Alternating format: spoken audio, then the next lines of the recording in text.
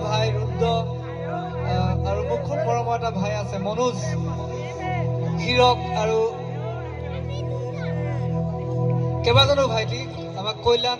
আমাৰ ঘৰলৈ গৈছিলে এদিন এই অনুষ্ঠানটোৰ কথা পাতিবৰ কাৰণে মই একে উখাই কৈছিলোঁ যে অনুষ্ঠানটোলৈ মই যাম খুবেই ভাল লাগিব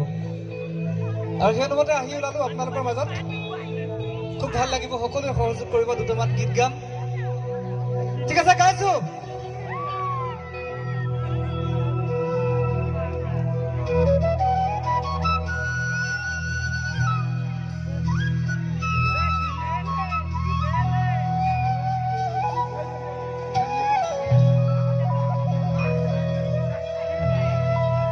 মই জীৱনৰ প্ৰথমটো গীত গাইছোঁ মৰাণৰ পৰা আৰম্ভ কৰিছিলোঁ গান গাবৰ কাৰণে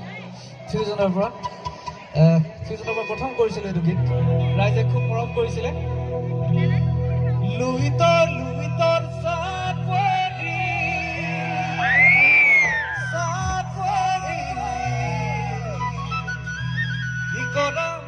ইকৰা খাগৰি